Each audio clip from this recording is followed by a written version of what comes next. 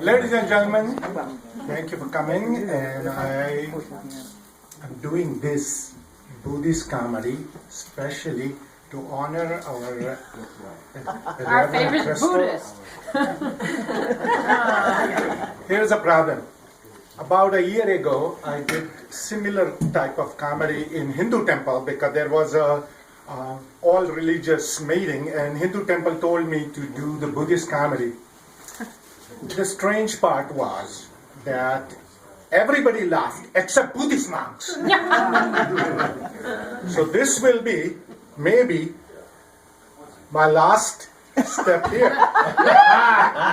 I could be excommunicated. So the funny part of is the Buddhism and humor go together. A lot of people have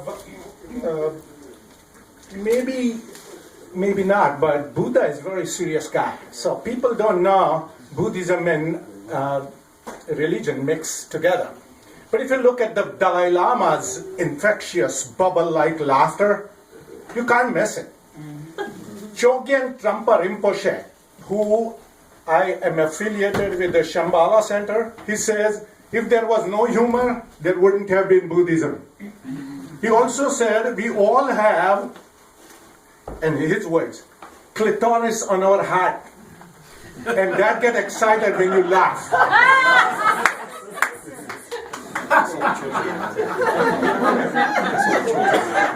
Never thought of that. Everyone has seen the laughing Buddha in every Chinese place. The story is that it is something, it's a completely mythical idea. It's not. There was a real monk, and it's considered as one of the Buddha's lineage or Buddha's reincarnation. So whenever you see that in Chinese place, you are supposed to rub the belly, you get the good things. So that's one aspect.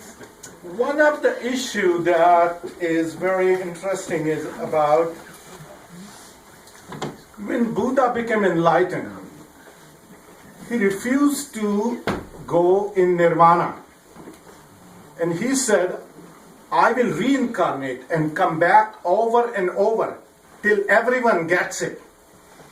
When I heard that, oh my God, we both will be punished if you don't get it. I have to come back again and again and again and tell you all these jokes. Maybe I haven't done it unless I have a deja vu. Maybe it's a punishment? I don't know. Okay, now, just to start with, oh my God, how screwed up all this? A Buddhist humor in a Christian church by a Hindu comedian? It doesn't make sense. How many, well, let me ask you this. How many believe in reincarnation? Now, before I came to this church, I didn't believe it. I was a scientist. And I like unity doesn't take a position. You decide, whatever. So it was like a relief. Now I study Buddhism. I already have too many worries in this life. Now I have to worry about the next life too.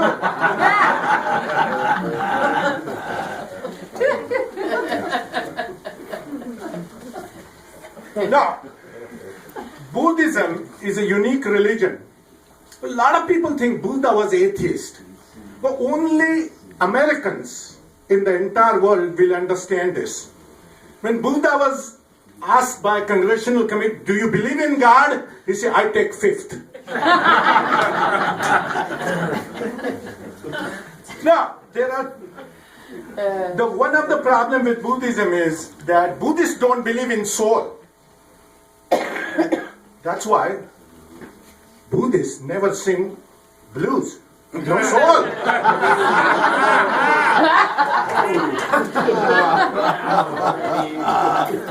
There are two major divisions of Buddhism. One is called Hinayana, one is called Mahayana. There are many divisions, but basically there are two major things. Hina means small, Yana means vehicle. Maha means big, and Yana means vehicle again. Oh, I'm a poor guy. I drive Chevy Metro. So on the back side of my car, I have a sign saying, my other vehicle is Mahayana.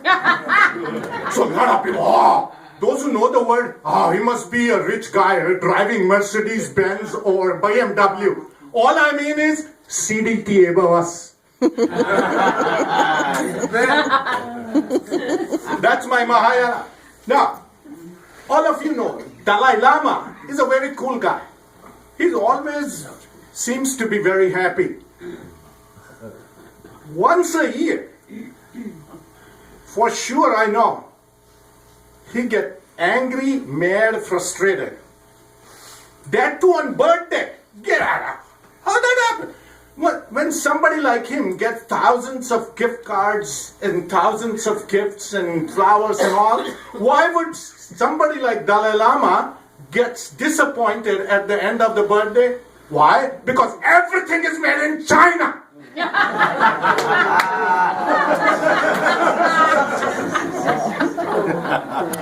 Oh boy. Now, Zen Buddhism, as you know, Heather gave a talk that don't live with answer, just live with a question. And that's what Zen Buddhism comes. And they always look everything upside down. I give you some examples. There's a saying, before you criticize someone, you should walk a mile in their shoes. That way, Zen says, that way, when you criticize them, you are a mile away and you got their shoes.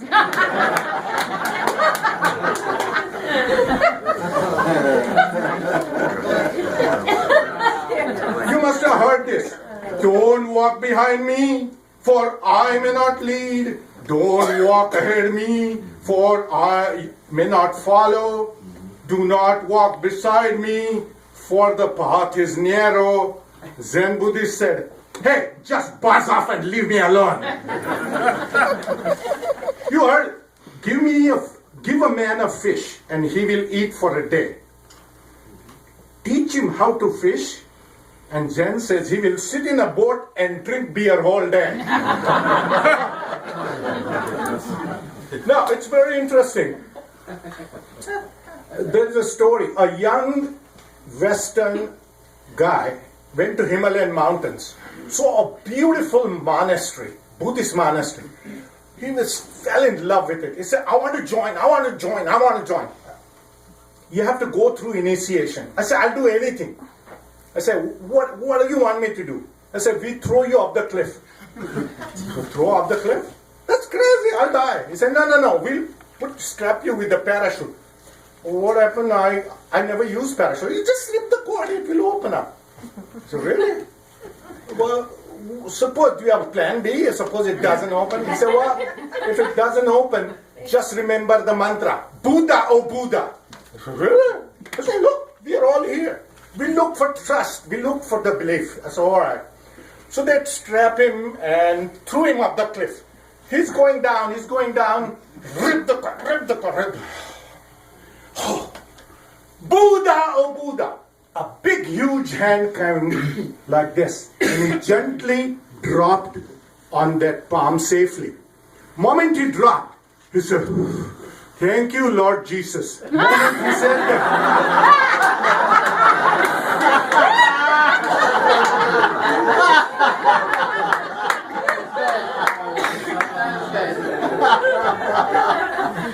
there was a Western monk. He was a Western guy. He was so impressed by Buddhism, but he couldn't travel. So he started looking here. 200 years ago in Colorado, there was the first Buddhist monastery was established.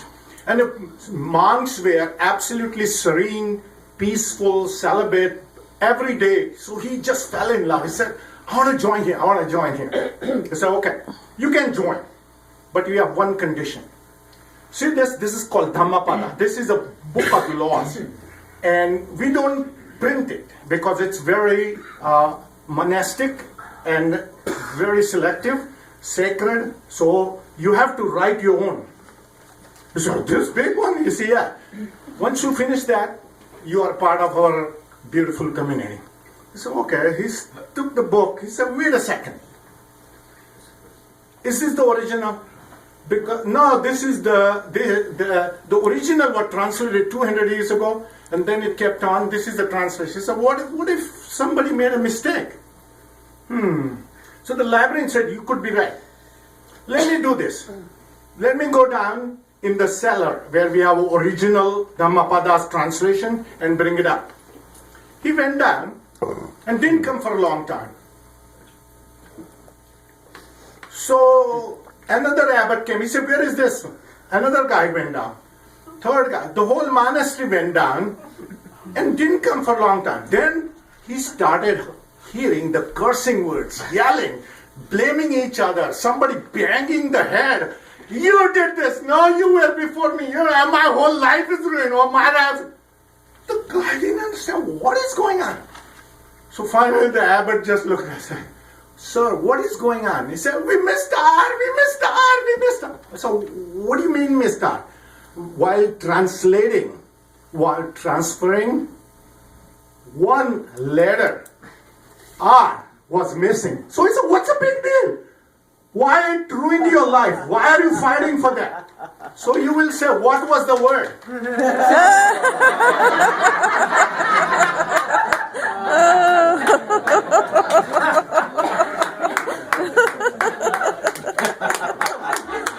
Now you know what goes into the minds of 50 years of these monks. Okay.